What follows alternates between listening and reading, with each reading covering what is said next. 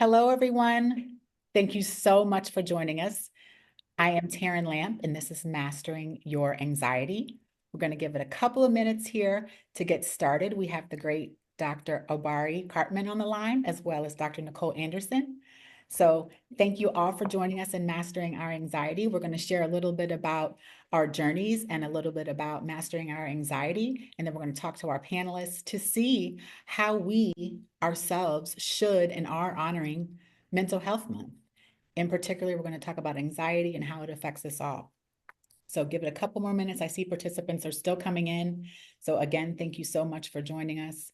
Dr. Nicole, Dr. Obari, and I thank you so much for joining the panel, Mastering Your Anxiety. So thank you all for joining us. I see the participants are still coming in, guys. So we will maybe count down for another 10 seconds, and then we'll get started with our brief introductions. Hello, yes, we see you in the chat. Feel free to put your questions or your comments in the chat. Hello, Allie. Welcome. We're just getting started. So Allie is one of our panelists as well. So we are starting with mastering your anxiety. So we'll go ahead and get started. And over here, I have a couple of brief notes. So if you see me glancing over here, these are my notes. But again, thank you so much for joining us today. So I wanted to just read a quick little statistic from NAMI, the National Alliance on Mental Illness. And it tells us that millions of people are affected by mental illness each year. It is important to measure how common mental illness is so that we can understand the physical, social, and financial impact, and so that we can show that no one is alone. These numbers are powerful tools that also help us raise awareness, bust stigmas, and advocating in the area of healthcare. So again, here today, we're talking about honoring Mental Health Month and mastering our anxiety. I'd like to take a moment and introduce our panelists today. Our first panelist I'd like to introduce is Dr. Nicole Anderson. Hi, Dr. Nicole. How are you? I think you're on mute. So I'm amazing. Thank you. thank you so much for joining us. Dr. Nicole Anderson is a visionary entrepreneur, breast cancer survivor, and the founder of Her Wine, a lifestyle wine brand that pours into self-care, joy, and healing into every glass. After climbing to the top of the ranks in corporate America, Nicole's life was forever changed by her breast cancer diagnosis. And rather than return to burnout and busyness, she chose a new path, one rooted in purpose, peace, and helping women live well and feel whole. Thank you again for joining us, Dr. Nicole. Thank you. Thanks for having me. Next up, we have Dr. Obari Hartman. Dr. Obari Hartman is a father, son, uncle, brother, writer, therapist, photographer, drummer, and grassroots mental health advocate. He is a Chicago native where his cultural educational foundations were cultivated by several African-centered institutions. He received his undergraduate degree in psychology from Hampton University and a PhD in clinical and community psychology from Georgia State University. His recent work includes being a trauma-focused clinician with healing and empowering learning professions.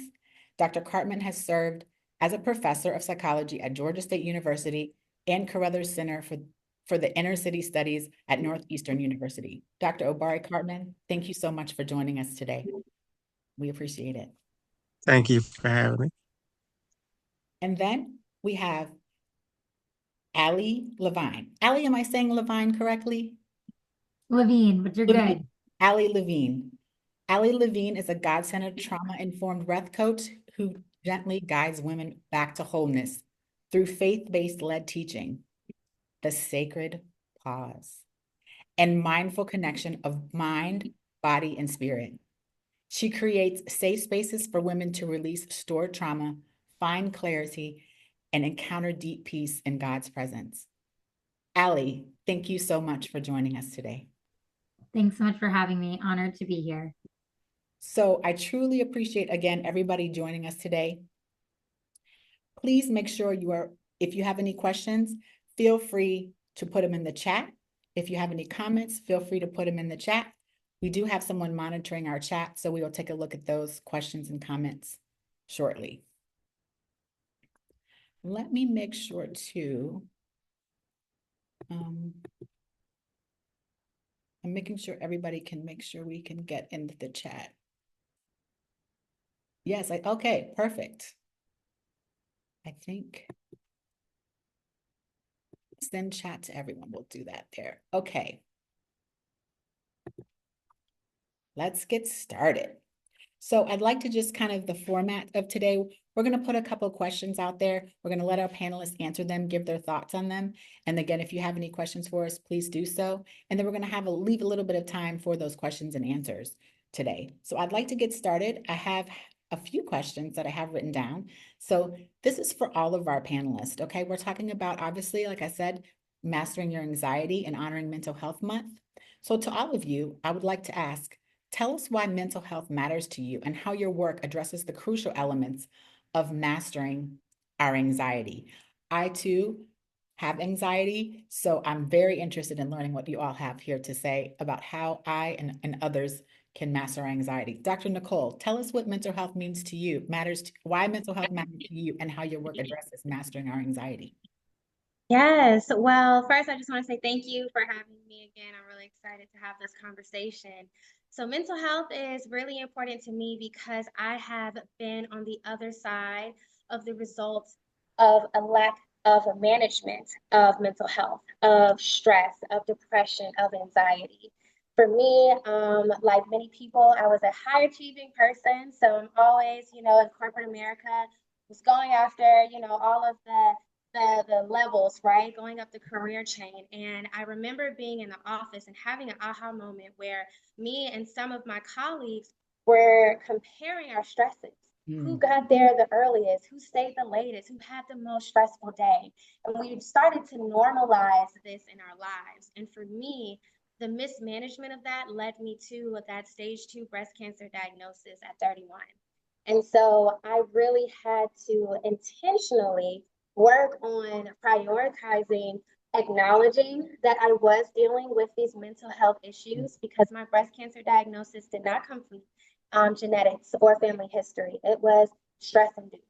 And so I am very passionate about helping women to create these sacred spaces of intentional self-care. And so for me and my brand, what we're really passionate about is creating those moments for women, but all of us, honestly, to just take more intentional daily habits. So mental health is very, very important and pivotal for me as well. I love that. And I definitely think a lot of people can relate to comparing our whatever that is, right? Staying late, getting there early, being this, being that. I think a lot of people, men or women, can relate to having that stress, right? But it's like also you think I'm succeeding, but really in the same token, you're wearing yourself down. And I also know your brand, obviously that is something where it gives people an outlet to relax, right? And to de-stress and to be with friends and family. So I love the combination of kind of de-stressing and then kind of giving yourself that permission to, not be so on 10, if we will, all the time. So I like that. So Dr. Obari, I'll go to you next. Tell us why mental health matters to you and how your work addresses the crucial elements of mastering our anxiety. Yes, awesome. Love the question. Thank you for the platform. Um, I appreciate the balance of the people here who are doing work for women, creating spaces, and also asking me to share around my perspective as a psychologist who does work primarily with Black men and boys. And one of the things that makes sort of the work important is the the training that men get often locks us out of conversations about wellness and anxiety and emotions. We're taught very early to stuff it all in and to hold it together and pretend like everything's fine. And I can usually get men into a space if we're talking about peak performance or productivity, but we don't really get to talk about just our beingness to be able to relax. And so I've learned a lot from being around women who have encouraged me to think about my own mental health journey. And I'm trying to find ways to spread that to my brothers and, my fathers and my uncles and the men in my life who have really rigid ideas about what it means to be human and to be alive and to be sort of cogs in a machine that is designed in lots of ways to wear us out, to use us dry. So for me, the angle is really trying to tap into our full sort of humanness, to be fully alive, to define ourselves not just based on our things, our trinkets, our race, the chase, like those things that we are taught define our manhood have similar effects on all of us to just, what I mean, eat us alive. And so for me, that's why it's important. I love having these conversations. It's challenging thinking about using language and trying to create the space that's appealing and accessible for everyone. And men have different kind of challenges that, these kind of conversations help me think differently, and then take some of the strategies back. So I'm here to learn too. And excited to be here. I love that. Just and we'll talk further into the gender differences, right? But there are definitely some differences between the stressors and how, things happen with our male allies. So I love hearing that you are, focused on that and also learning as well. So I think that's great because there are some differences, and men do definitely have some different stressors on them, each and every day. So I think that's awesome that you're also carrying this torch for them. So Allie, I'll ask that same question to you. Um, Tell us why mental health matters to you, and your work addresses the crucial elements of mastering our anxiety. And then we'll get to some Q&A. I see a question and some chat, so we'll get to that. It looks like someone has their hand raised, so we'll get to that. Absolutely. Well, thank you again for having me. I'm honored to be here, and I love this conversation and the space that you're holding. And so a little bit about my backstory for those that don't know. I was a celebrity wardrobe stylist in Hollywood for 15 plus years. And so I went through massive burnout after heavy people pleasing and just running myself ragged and a lot of comparison and different things that were going on. And then I became a mom.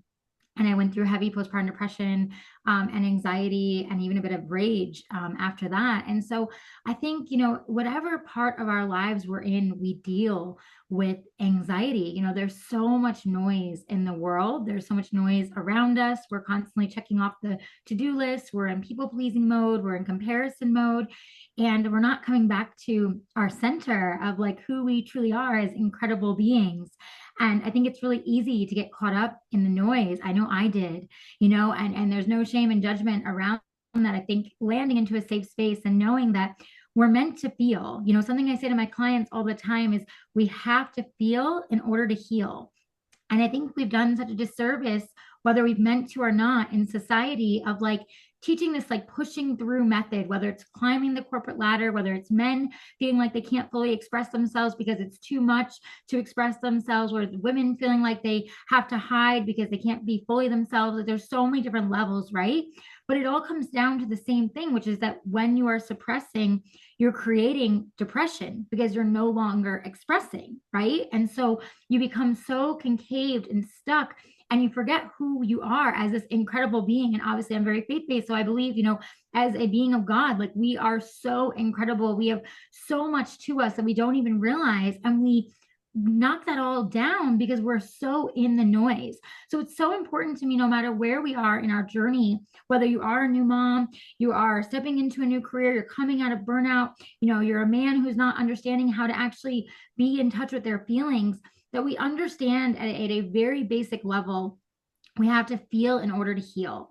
And we have to come back to that center and grounding in order to restore that peace. And so I think just the basics of that is so important to me when it comes to the mental health space. And I think that alone helps us to then master that anxiety that is going to try to come in and creep in to our everyday lives.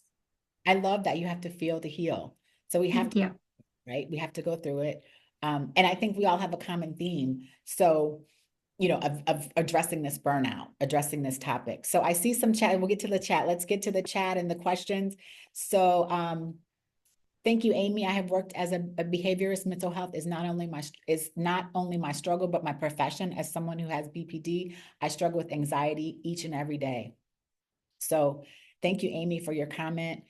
To the host and to the panelists, we truly appreciate it, and hoping we're giving you some tips here, or at least some thoughts of like Allie was saying, we have to feel to heal, so we're not alone. Dr. Obari, it sounds like you have a fan. there. You've spoken at the symposium for KJ Muhammad. Gratitude. Oh, hey, KJ. Yep. I'm not a fan, a supporter, a colleague. A colleague. Yeah, I don't have fans. She's So asking where people are from. I know Dr. Nicole is in Atlanta. Allie, where you at? I am now in Tennessee, right outside of Tennessee. Nashville. Nice. great. Okay, so let's see. Oh, I thought there was a question, but let's see if there's a question. It looked like I thought there was a question, but maybe not. Okay, maybe not. Or maybe there is, I just can't get to it. I think you are seeing it, Taryn. It's showing me, at least on my end, where it shows the Q and A that's open, but it says it's answered because the question was, do you guys have any social media platforms? Oh, And then your team must have written in because okay, all the handles are in there. okay, got it. Thank you. Okay, I was like, It's still highlighted even though it's answered. I don't know why. okay, got it. So let's go to our second question. Thanks for clarifying, Dr. Obari. Let's see.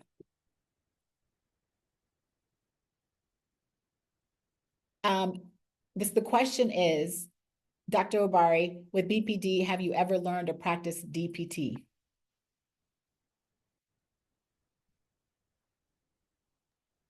think she's asking you that.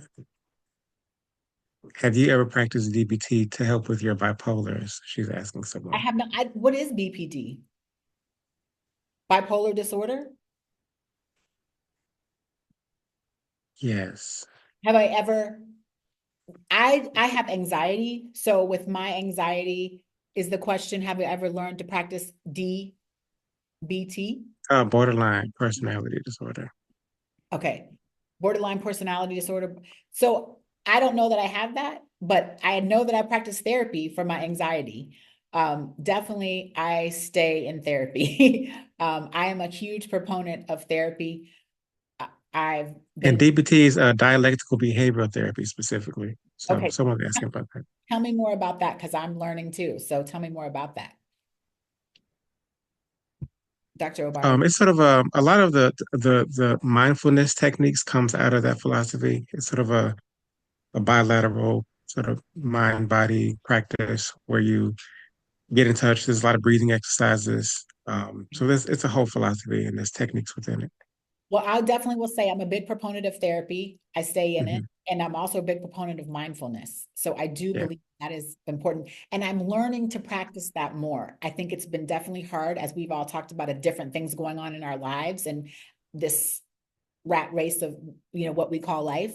And so this mindfulness, I definitely am learning to practice that more and hope to get more into it. For one of two reasons. One, just for my mindfulness, and two, from a physical standpoint. I think we're also used to, I'm also big into fitness, and we're also used to pounding the weights. And I think mindfulness is so important with our to listen to our bodies, literally physically. So thank you both for that. Let's go to our second question. So what is or isn't included in the stereotypical definition of mental health? What might surprise us? So Allie, I'll start with you on this one. What is or isn't included in the stereotypical definition of mental health? And what do you think might surprise us? So I think when we hear mental health, especially nowadays, it's so blanketed almost. Like it's almost like everything gets kind of shoved under this rug and it's like, oh, it's all has to do with mental health. And that may be true, but we're not actually dissecting and looking at like what is the root of the problem, right? Like the root bears fruit. That's what I tell all my clients. It's like we're not getting into the roots and actually uprooting what's going on, then we're just putting a blanket over it. And I think so many times, when we're told, well, it's this diagnosis and it's that diagnosis, I'm not saying that that's not true, but I think it's like we stop there and we put this blanket over it of like, well, that's part of the mental health issue and we need to work on that. And it's like, well, let's actually work on that. What's actually going on that's then creating that, diagnosis. And personally, and this may be disruptive, in the overall mental health space, but I tell all my clients, don't own that. I'm not saying that's not true for you. I'm not saying that that's not what they've diagnosed you with, but don't own that, because you know who you are as a beautiful soul, fully in mind, body, and spirit. Don't take that on and say this is me, because then all of a sudden you might be pulling up all new symptoms because you've told your mind, your subconscious, that this is me and this is the way I operate, right? And so if we can be more mindful in the mental health space of, yes, this may be the diagnosis, but that's not the be all end all of the person. And what are we doing then to actually get to the root of what is going to be uprooted and changed, so we can start to move forward in a positive way with therapy, with breath, with all the different exercises that we need to do in mind, body, and spirit to bring that alignment, right? And then I think on a surprising level, in my opinion, is I think that we are so focused on the mental piece, but we're forgetting that we are spiritual beings. Whatever, you believe, we are, we truly are spiritual beings. And so, yes, we're in this physical world, and yes, we are all here in this human flesh, whatever you want to call this, bodysuit, but we are spiritual beings, which is why there is such a need, especially now, I think, such a thirst and a hunger for this alignment. Why we're all feeling this, massive burnout that you were speaking to, Taran. Like, there's so much where we're all like, there's a rat race, there's so much noise, I can't keep up. And there's a reason for that, because we need spiritual nourishment. We need that nourishment for our soul. And if we're not taking the time to reset, then we're not finding the actual synergy and actual, fluidness of the mindfulness to the body, to the spirit. And I personally see in the mental health space so many people missing that. They focus so deep on just the mindfulness. They focus so deep on just the name of what that person has, but we're not addressing the next level that's connected to it. And that's where I feel it's almost shocking, because it's like, well, if we're going to address what's going on, why are we not taking all the components? We're not just mind, we're not just body, and we're not just spirit, we're all of it. And I think understanding that fluidity is going to actually bring that peace and foundation that all of us are actually searching for. I love that. Don't own it. Like, don't take it upon ourselves. And then I think it is important, like you said, that there's all these components, right? We tend to think that there's one that we are stuck at, or that is the major one, or whatever it is, but we have to make sure that we're addressing all three layers of the thing that is us. That is us, exactly, right? Like, we're this divine vessel, and it's like your mind, body, spirit, and soul, right? So it's like we have all these compartments to us. Why are we not addressing each area? And it's funny, I'll share real quick, but like, even in my own journey with healing, I was addressing so much of my mind, and it worked for a little while. And then lovely 2020 came, and everything that I did on my mindset went backwards. And I was like, I don't understand. Why is nothing working? And then it was when I started getting into my breath. That is when I started learning how to get into the body and realizing, like, oh, my body is storing all this trauma in my nervous system. Like, this actually needs to be released. Oh, I have to deal with what's been sitting here for years of grief, of anger, of all this distrust, not just telling my mind, all is well, everything's good, I'm loved. That's wonderful. Like, I'm not taking away from the beautiful affirmations and things we do, but there's got to be this fluidity and this reality of, like, there are, like you said, there's separate pillars, and they can't be separate. They've got to go together and coincide. And that's what I feel like what shocks the mental health space a lot, is like that we're not including all of that. We're not including everything. Dr. Obari, what in your space is or is not included in the stereotypical definition of mental health, and what from your angle might surprise us? I love the conversation about root causes, getting to the bottom of it. I'll add to that, when we think about how we as individuals function, mind, body, spirit, breath, is all situated in communities also, and impacted by the politics and the economics and the social structures of the place that we live in. And if you're not alive and paying attention right now and not a little bit anxious, then you missing it. Like, there's a justified anxiety that we're all feeling, that the mindfulness and the affirmations don't fix the structural problems that are creating instability for people. There's real actual fear that we should be aligned with and alert for, so that we can navigate this thing where there are real dangers. And I think that's one of the most difficult parts of the anxiety question, is distinguishing the exaggerated danger versus the actual real threats, because there are real threats. So lots of people are in vulnerable positions and increasingly vulnerable positions as the administration continues to take hold. And so that anxiety is real. And that's not a thing you can fix. That's a thing you have to address through community, through policy. So my definition of mental health includes culture, race, generational trauma, systemic oppression. The things that make a person well and whole and have peace of mind aren't just in their individual mind, but it's a collaboration between all the people who are operating systems that create institutions that allow someone to function properly. And it's not a thing you can decide to do. That's something that we have to create structures around. So I think sometimes people are surprised with the limitations of mental health. There's a movement around therapy and the affirmations, but that's not going to fix centuries of oppression. That doesn't take away current policies that are designed to hurt people. You can't therapy yourself out of all of the stuff that people are dealing with and have real anxieties around. So my expanded notion of what it means to be mentally healthy includes the interdependence that we have of others and the responsibility to think about justice and to think about replacing some of those things that are eroded through culture and historical memories that also give people a sense of a foundation. We can't diagnose depression without a sense of worthlessness. Worthlessness is connected to how you see yourself, how you value yourself. And if you are part of a group that's being told a story that your group, your culture, your race did not have value, or it's criminal, or it's deficient, or the mental health world justifies sort of theories by misusing science to say that certain people don't belong in places. Those things are also part of what it means to be healthy and well. So the overlooking of that and in lieu of helping people navigate something that is larger and dysfunctional at its core, it surprises people once we look at like the history of psychology and social work and counseling fields. And when we really define mental health on cultural, interdependent community terms, we get a richer sense of what needs to happen beyond your individual navigating it. I love what I got out of what you said was a lot of things, but I also like that you're like, you have to kind of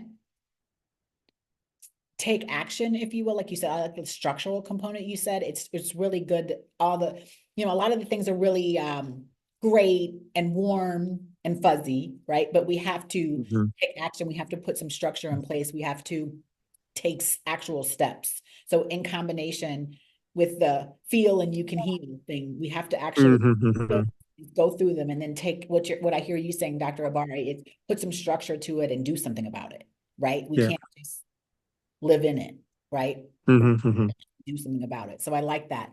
So Dr. Nicole, I'll pose this same question to you and then we'll move on and we'll kind of jump around after this for sake of time. So what is or isn't included in the typical definition of mental health, and what in your field might surprise us from this definition? So I think that for me, when I think about the stereotypes that come with mental health, like Ali mentioned, there's such a wide variety, right? And I think oftentimes when people think about mental health, they go to the extremes of what that could be categorized. And so often I think we exclude ourselves from being under a mental health umbrella because we want to, feel like maybe we're not experiencing those things on the extreme level. But the reality is that, we often do experience these things on a day-to-day basis. And so for me, I think that another piece of this, another stereotype, is that the goal is to fix it. And I think that Dr. Obari, he said something very profound. Like the goal isn't for us to necessarily therapy and just focus on the root of it. Yes, you have to get to the root of it, but also be okay and comfortable with the idea that life and that you're going to deal with different types of anxiety moments or suppressive moments. And for us to create techniques, whether it's breathing through it, right? To create techniques and have courage and courageousness to ask for help, to reach out and to get therapy. I think that this is a multi-layered healing approach, but to not think that you're aiming for a definite, I will never feel anxious again, I'll never feel anxiety. That's not the goal. The goal is when you have those moments when your heart starts to palpitate, or you start to feel like shaky, and there's so many different physical representations that anxiety can have on us, right? For us, it's not necessarily like, hey, I want you to get to the root of this so it never happens again. It's when you're confronted with this type of experience, are you able to now have the tools and techniques to power through it, to work through it, to calm yourself down? So I truly believe with and agree with all of my colleagues that there's several different techniques, and you have to find what works for you. For some people, I know when I first started my mindfulness journey, I could not understand the concept of meditating. You're telling me I need to sit and be quiet and clear my, and it makes no sense. There's too much noise, right? But it's a muscle. And so over time of years of practicing it and going from needing guided meditations and believing it didn't even exist and was a possibility to now being able to do this, and within 10 minutes I can change my frequency and I can kind of breathe away. I know it sounds very different, but you can literally breathe away the anxiety. And so I really do encourage people to find what feels comfortable for you and explore a journey of what those healing practices and techniques could be, and just be open to that. And that's something that with my organization, that's what we do. We create spaces. It's called Her Time Away, but the men are welcome too. So we got you. We got you. But Her Time Away is a dedicated opportunity to create intentionality. My saying, my philosophy is, if you can't dedicate one day to pour back into yourself, that's a problem. You're going to experience burnout. And I will tell everybody, I have lived it. There is a weird space after burnout. It's like zombie mode. It's when you're robotic and everything is just functional. You completely lose sight of self. And from being in that space and coming out of it and having to leverage these different techniques and open myself up to binaural beats and sound bowls and really understanding not just, what breath work really truly is, and grounding. So I share that experience because Her Time Away is dedicated to exposing others to these unique opportunities so you can find what vibes with you. So I highly encourage people, be creative and don't feel discouraged if, the first thing doesn't resonate with you. Continue to find the thing that works, because there is a technique out there, and the goal is to find a way to overcome your anxiety and to master it. I love that. We're going to get to our next question, but I know, Ali, I know that's something you two sound like you have in common with regards to the breath work and taking it to the next level and really finding it, right? I think I can also attest with Dr. Nicole in that, to tell me to meditate for 10 minutes is like, oh my goodness, how's, but both of you are nodding in agreement saying, hey, you need to find that level, find that. So I want to move on to the next question. And Dr. Obari, I'm going to start with you on this one. And you've kind of started to address it prior. So I'm going to skip a question real quick and go to, what are there any gender and cultural differences in how we approach this mastering of our anxiety? I'd like to start with Dr. Obari on this one. Absolutely. I'll start with the cultural differences. One of the things that we experiment a lot with in Chicago and some of the work we're doing is using cultural practices. We do African drum circles. I use a lot of hip hop. I've had like spade sessions that have discussion questions and prompts. So working with men has meant that I learned very early that I couldn't put the flyer up that said, "Hey guys, I want to come talk about your feelings." Like, guys won't show up for that, but they'll come for other things. And what I've learned is that once the men show up, they're ready to talk. They're opening up. They are excited to have a space where they can feel heard and seen. It's just that initial like getting them through the door part. And so I've used culture as a way to entice men in particular to come try things. We do have a weekly comedic yoga session that's free for men. We played around with like capoeira, which is a Brazilian martial arts dance. And so whatever I can think of that I can sort of use culturally, artistically, with movement, with sound, to add wellness practices to has been more successful in my work than the group therapy type work. It's something that I think that I'll go to the gender part now, that I think that men are particularly wary, I say Black men in particular, of being judged, of the stigmas and the labels. And so when they come to a space and they don't feel like they're going to be diagnosed, I don't introduce myself as Dr. Cartman. I'm just Obari and just a guy on a journey myself, trying to figure this stuff out. And let's come together and figure it out together and try some stuff, and let's try some breathing practices and try some movement and see what works, what feels good. That sort of informal approach has helped men not feel like there's something wrong with them. And we have a hard time asking for help. I think everybody does, but I think that there's something gendered about what does it mean for men to feel less capable in this competitive mode, and the vulnerability, weakness connotation. And I think that we struggle with trying to figure out how to just either bumble through it or ignore it or use all types of distractions, drugs, sex, violence, gambling to not be in the moment. So trying to get men to wrestle and sit with and accept the pain and then get help has to have had to use lots of creative, cultural, artistic ways to get them in the room. But I find that once they're there, men are ready to work. They're excited to release, that they're tired of the burden and the posturing and the masks that we wear. I think they were looking for spaces to let that go. It just has to be safe enough. And safe means you're not going to be, ridiculed or emasculated is the word that I hear from them a lot. And so all those things are particular strategies that, I think work for everybody, but I think that there have to be certain things that are familiar to people so that it doesn't feel like I got to go outside of my gender or my culture or my class to get help. I can just do it from where I am, from who I am. And it feels easier and it's more accessible that way. I like that. I like what you said in the beginning, right? Like if you just put up a sign that said, "Hey man, tell me how you feel," that's not going to work.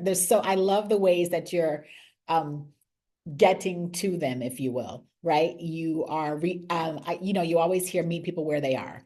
Yeah, yeah. I feel like that's what you're doing, right? You're meeting our male allies right where they are.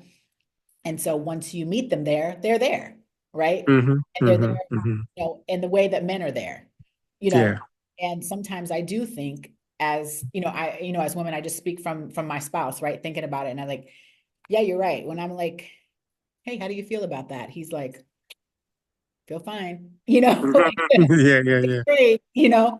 so I think it is about like how do you meet people in general where they are, and in particular our male allies. It's something important for us to keep in mind. So I love all the things that you're doing to reach our male allies and to our men where they are. So that's like something for all of us to take home, right? That we have to do.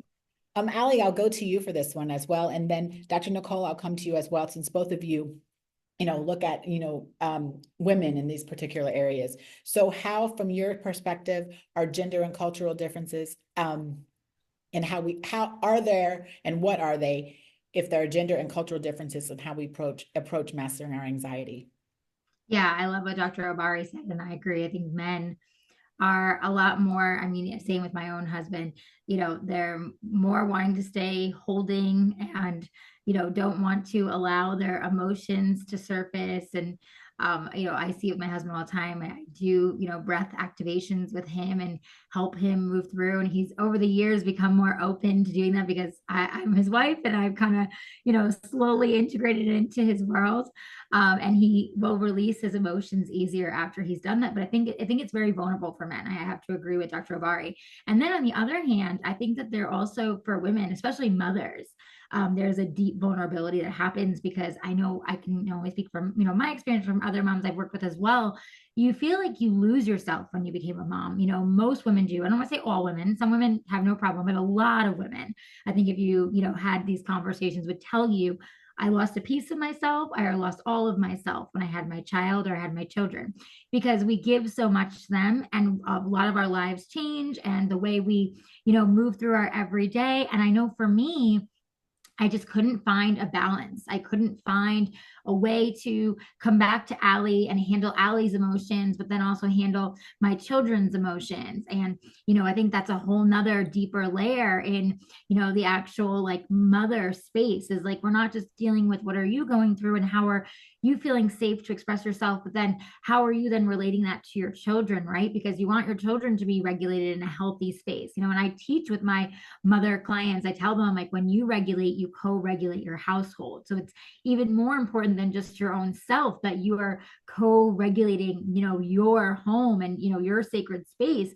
that you are in most of the time with them, right? And so I think for me with mothers, I'm not only teaching them a safe space, but I'm teaching them that it's okay to fall apart and that they have lost themselves, an old part of themselves, but they are reinventing and recreating a new version of themselves. And I always say it's a 2.0, 3.0 version. It's an even stronger, more empowered version because I do believe in fathers as well. I do believe that our children, refine us in the most beautiful way and teach us and are great teachers to us and lessons. And sometimes they can be hard, but they are if we're willing to be open and listen and learn. And I think there's a deep healing that comes with that, as well. And so I think for mothers, it's all about letting them break down, letting them not only have those wellness tools, but also just the ability to literally just like come apart, right? It's hard for mothers, I feel, to unravel. As much as men also have a hard time being vulnerable, mothers have a hard time expressing. Even myself, I remember in the beginning, going to my husband and telling him that I was suffering was very hard. I was supposed to be put together as a brand new mom. I was supposed to, figure it out, breastfeed, do all the things. And I was struggling. I could barely breastfeed. I had a C-section, a traumatic birth.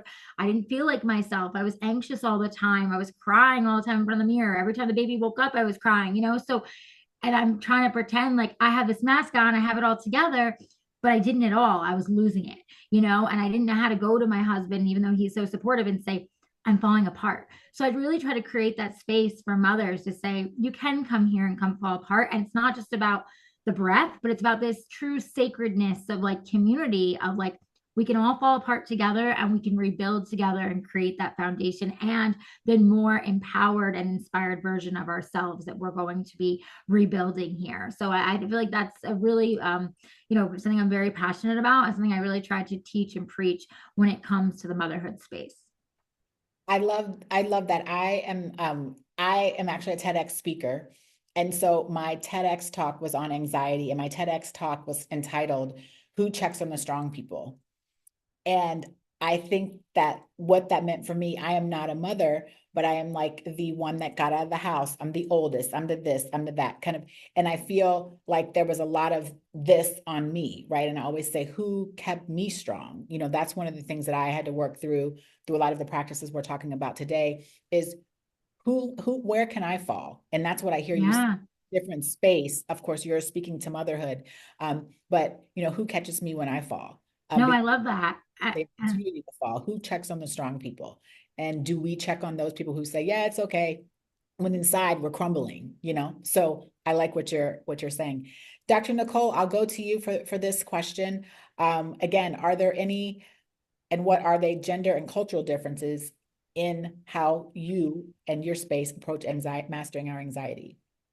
Yeah, absolutely. So, I'm going to come from my personal angle. So, being a woman and being a Black woman, I feel like there is a stigma that's often associated with us of being extra strong, being able to be extremely resilient and to overcome any and everything that comes at us. And it's something that was inherited from our mothers, from our grandmothers, that were instilled with this notion of having to be strong. You don't cry, you have to pick yourself up. And I think that traumatic kind of mindset has resonated and kind of trickled its way down into further generations where we have women who are dealing with silent traumas. I myself have been the person that cries in the bathroom, right? And then puts it all together and you would have no idea. There were so many different instances of experiences that I've had where my external, community may have no idea something was going on. There were days when I was going through a divorce Like my colleagues at work had no idea. There were times when I would go into the office and I would have heart palpitations and it felt like I was having a heart attack and I didn't understand like what that was, but it was because of the stress of entering into that building and knowing what was ahead, right? So, but this superwoman cape that I wore so proudly would not allow me the opportunity to address what I was feeling because you're superwoman, right? And so I think that a lot of times we as superwomen and what I'm a huge advocate for is releasing that cape. It's really us taking intentional times to say we don't have to carry it all. You have your sisters, you have your spouses, but find your community, your therapist, but we have to be okay with understanding that you're not alone. What you're experiencing is normal, but it's okay to let it go, to not be the strong friend. We used to wear that with a sense of pride. I myself was a huge, like, I'm the strong friend. My parents, siblings, friends, everything, right? You're that person. And there's nothing wrong with that because you have to be. Your community does need you, but that doesn't mean that you don't need someone too. And so just really working through, sometimes it's a little bit of ego, sometimes it's other traumatic and deeper rooted, things that we have to uncover, but ultimately getting into a space where you can feel vulnerable enough to say, hey, I need help. I'm struggling. And to do it in a way that comes sooner than what could ultimately turn into a more permanent diagnosis. Like me not raising my hand led me to a stage 2 cancer diagnosis. And even during that time, I still tried to remain superwoman. I still was like, I don't need anyone to drive me. I can do this myself. It's okay, guys. But inside, I was crumbling. And the moment that I finally let go, the moment that I decided where, honestly, and I'm a spiritual person as well, when my back got against the wall and I no longer had any other strings and straws to pull upon, it literally took me going within myself, mind, body, spirit, hitting it and really resonating with God and saying, hey, I need help. And then the resources started to come, and then the people started to appear. But it takes that moment of us having that surrender and saying, hey, I really need help. So letting go of that superwoman cape, I think that's a thing that, women, we gotta let it go. We gotta move forward. I know because I believe that we all have one, right? In our closet, tucked away. Some, like, Yes, like, oh no, really? here I it don't comes. need this. Yeah, here it comes. So for the sake of time, so we have 3 final questions, and I'm going to break those up amongst each of you. And just for the sake of time, maybe 1 to 2 minutes answer here, and then we're going to get real quick to our questions and answers if we have anything in the chat. And I want to also get to where people can find you. So these questions, maybe 1 minute. If so, I know it's hard to answer a question in 1 minute, but so I will go with, let me see. Allie, I'll ask you this one. How is mastering our anxiety different through the eyes of our children, caregivers, friends, and family? Ooh, powerful question. I know, and you have 1 minute. Okay, no pressure. So I would say, well, just with children, right? Because I'm a mom of 3. I have 3 young ones, so 7, 5, and 2. And just the way that they have grace when it comes to anxiety and emotions and how they just let you land. I think that's the difference from where we as, adults, again, going back to Dr. Nicole's amazing example with the Superman cape, it's like the same idea of like master anxiety. Yes, we do need to, but there is an ego side of that, right? Of where it's like, we got to master this, we got to figure it out. But children show us like, it's safe to actually allow those emotions to move through them and not get stuck in them, right? My children show me that every day. They'll have their emotions, but then they move through and they don't get stuck in them. And I feel same even with caregivers. It's like you look at nannies and people who step in and take care of children and older people, and they don't have this emotional attachment. It's quite the gift, and they can step in and just allow those emotions to be and land and then hold space and move through. And so what if we, instead of looking at it as just mastering, what if we looked at it as like, I can go through it in order to actually move into it, right? Like you can't go through it without going through it, if that makes sense, right? It's like we try to master everything. I know it kind of sounds funky, but it's true. It's like we try to master everything in life. How it can be the mastery of this, mastery of that. And there's nothing wrong with that. But what if through the child's eyes, to your point, through the caregiver, through the person who says, just allow yourself to go through it so you can get to the other side, right? We could maybe have more grace for ourselves and put that big, Superman cape away and say, it's okay just not to be okay. And I don't have to live here and I can move through this just like a child does. So that would be my answer to that, to kind of keep it simple. I love grace, giving us grace through all perspectives. We're going to go with Dr. Nicole. Dr. Nicole, I'm going to ask you this one. Maybe can you share with us, through your experience, some current resources that have helped you and in mastering our anxiety or getting help with mental illness? And how can we support others and be supported? Absolutely. So I highly, highly, highly recommend to engage with a therapist. I think that, you can use band-aids and, different techniques, but you really do have to get to the root of what is triggering those different types of mental health emotions and things that may come up. So I highly recommend first just really finding someone, and don't feel stuck. I think sometimes when we're on the search for therapists, I know for myself included, I had to court a couple of therapists. I needed to date them. Like, let's see if we vibe. Do I feel comfortable? Like, are we sisters? Are we friends? Or do I feel like I can't really, be my most vulnerable self with you? This is the person that is going to be the most unbiased towards you. But also make sure you feel like you're being poured into, and it's not just you, sharing your life story, but that they're giving you that active feedback. In addition to that, I am, just on a personal note, a huge advocate for some of those mindfulness techniques. I'm big on sometimes I have a YouTube playlist of like mindfulness, different clips.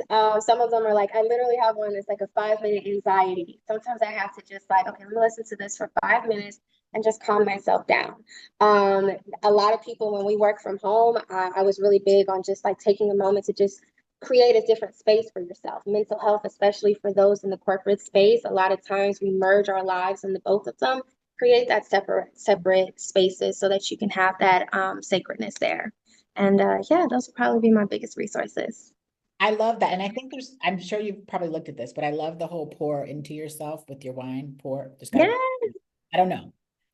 But I love you say that. And I just sit back and think, pour into yourself. Okay. Dr. Obari, the last question, and then we're going to get to that chat. I know we're down into 8 minutes. So, and I want to make sure everybody also says how to get in contact with them. So what can be done individually and collectively to eliminate the stigma around anxiety and mental health?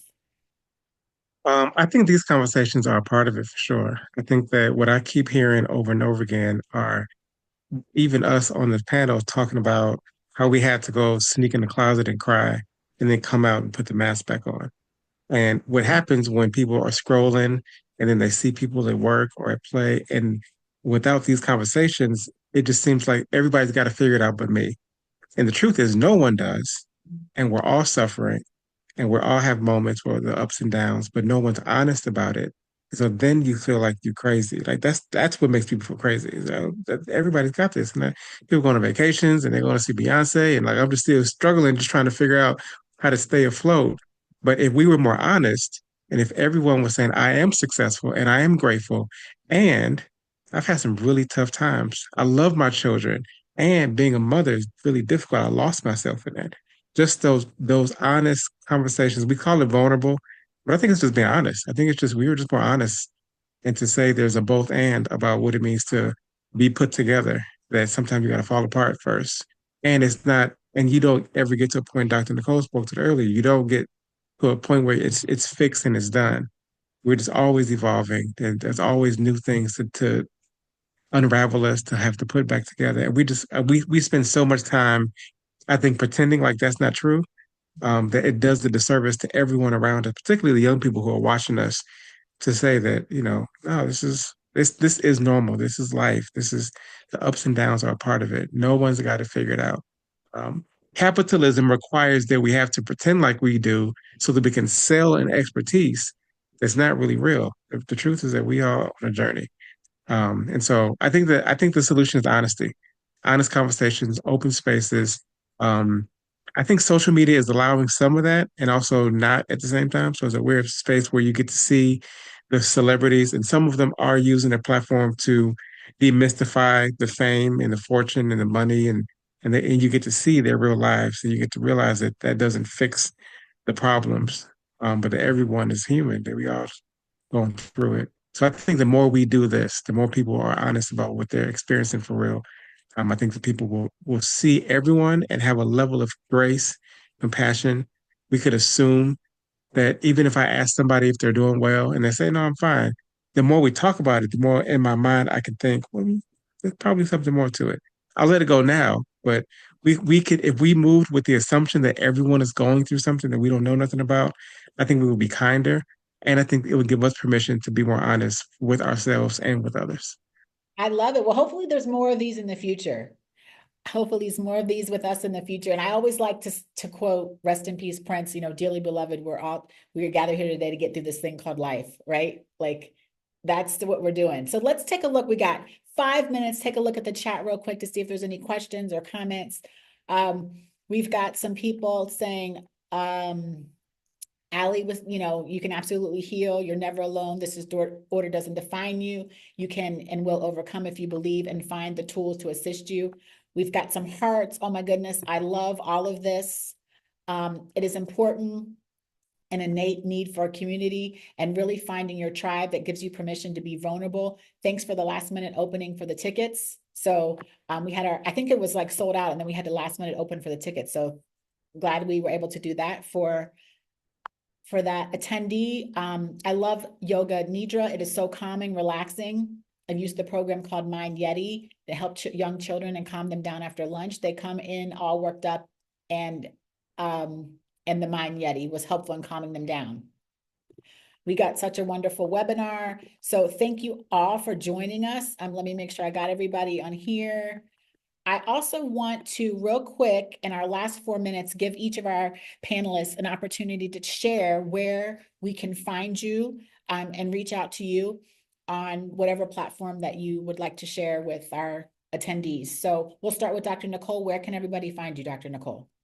Yeah, absolutely. So, you guys, first, just thank you so much for this panel. This was absolutely phenomenal. This is topics that we really do need to have conversations about. So, honored to be able to share space with you guys and to continue to have this conversation. For those who would like to continue to have the conversation with me, you can follow me on all social media platforms at It's Her Why. Her actually stands for having evolved repeatedly. So all the wines in our collection are geared towards those moments of intentional self-care. We also, Allie, have one that's called Mama Needs a Break. So I got you. So you guys definitely can check us out there. And then we do a self-care tour called Her Time Away. So I highly, encourage you guys to stay tuned for that. October 11th is actually National Black Girl Day Off. And so we do something in honor of that every year. And so I think I saw someone in the comments mentioned it. So we will be bringing that back as well. And we hope to do a Her Time Away in Chicago. So definitely stay tuned for that. Dr. Obari? You can find me on Instagram at ocartman1. I have a website, drobaricartman.com. I'm on Facebook. Those are my main platforms. I have a TikTok. I don't use it. Same with Twitter. But my website's probably the best place to get all the information on drobaricartman.com. So looking forward to connect. Thank you all for having me. It's been great to get to know you all tonight. And again, hopefully we get to continue the conversation. So much more work to do. And Allie, where can we find you? Yeah, thank you so much for having me. Love getting to chat with all the panelists and just this heartfelt conversation, definitely needed. And so thank you for creating the space. And I hope everyone just got, something to take away with them to inspire them and bring that positivity in their lives. You can find me at allielevine.com is my website, ALILEVINE.com. Allie Levine Design is my social media, ALILEVINE, and then the word design, no S. And I would say mostly Instagram and TikTok are the places I'm at, but I am on all the platforms. So if you watch this and you connected with something that I said, feel free to send me a DM. I love to connect with community and tell me you were here and you want to connect and you want to talk. I'm here for you and here to hold space. Thank you so much. And if we did not get to your question, feel free to contact one of the panelists at their space. And I really appreciate it. My name is Taryn Lamp. So I'm on TarynLamp.com. You can also find me on social platforms at I am Taryn L. And you can also find my YouTube show where I interview people just about their everyday stories and how amazing they are on the Taryn Lamp Show. So my name is Taryn Lamp. I am Taryn L on most social platforms, Taryn Lamp on Facebook, and the Taryn Lamp Show on YouTube. I want to thank everybody for joining us today. We had a great discussion. I think everybody summed it up that we're all in this thing called life, and we're all trying to get through it. And I want to thank my panelists again, Dr. Nicole, Dr. Obari, and Ali. I want to thank you for your time and thank our attendees for attending. And I'll see you again shortly. Hopefully we'll have another one of these in the near future. Thank you, everyone.